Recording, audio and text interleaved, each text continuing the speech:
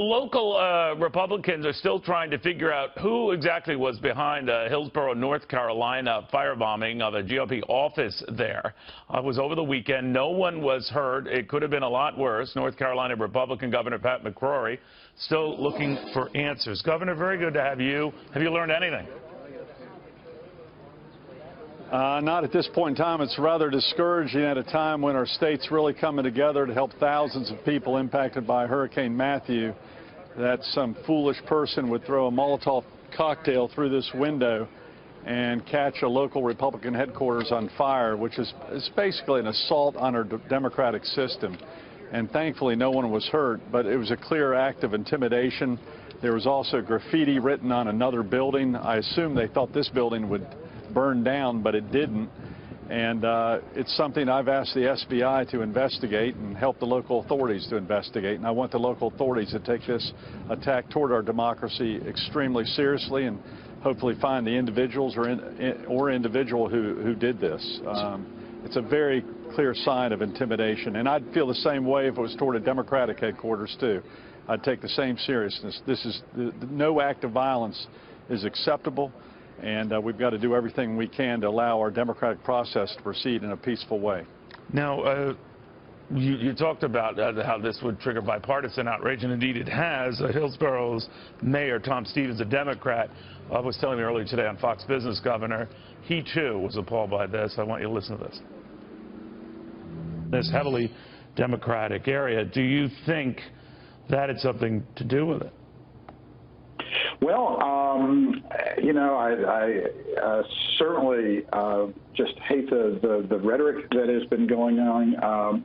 Certainly, yeah, the Republicans in this particular county are in a minority, and you know, I just find it troubling when I find people don't feel like they can't even speak up. That being said, I don't think it represents the Democrats or really anybody in this community, and in fact, a lot of the local Democrats, before the evening was over, did a GoFundMe and raised $10,000 and said to get that office back up and running. Do you know how soon, Governor, that office could get back up and running?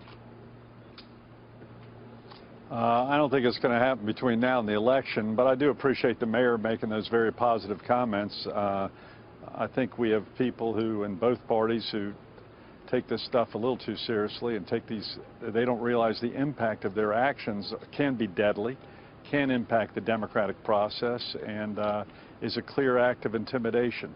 And I'm going to do everything I can to find this individual or individuals who threw literally a firebomb into a window in Hillsborough, North Carolina. It's unacceptable, and we're going to make sure that this does not impact the free elections that we have in our country and in the state of North Carolina. Governor, we heard from Josh Earnest earlier today in his regular briefing that it seemed he had not briefed or they had briefed the president or he with them what happened. I think we have some audio of that, but if we can just react to this. I haven't spoken to the president about this, but obviously having seen the reports, there is no justification for the use of violence to advance a political agenda. Have you had a chance, Governor, to talk to the president about this?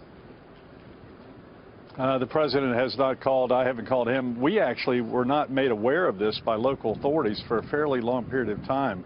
I think the local authorities, frankly, dealt with this in the first several hours just as an act of vandalism, and this is much more than an act of vandalism, and that's one reason I called the SBI to ensure that we have an SBI agent actively involved with local authorities in this investigation. But I think initially this wasn't taken that seriously by some of the local authorities, but it is now.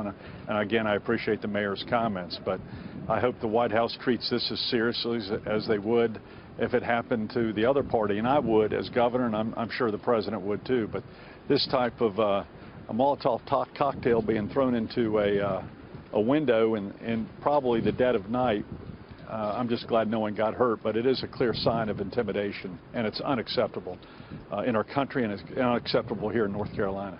And it comes certainly after Matthew, and you've dealt with 26 people dying from that storm. That's the latest count I have. Many homeless as a result.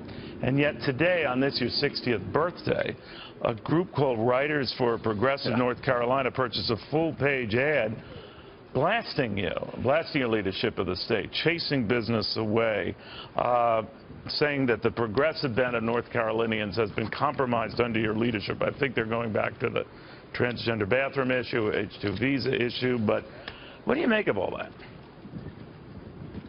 I wish they would have saved their money and not spent it on a ridiculous political propaganda, and maybe would have donated that money to a lot of the homeless people that we have right now that are flooded out of their homes over about a 200 or 300 square mile area of North Carolina, actually about a 600 square mile area of North Carolina. That money would have been much better spent helping people who are in shelters at this point in time, from Lumberton, North Carolina, all the way to the Tar River area of North Carolina. We've got a lot of people that are hurting right now, and this is not a time for those types of foolish politics, nor is it a time for this type of violence trying to impact our democratic system.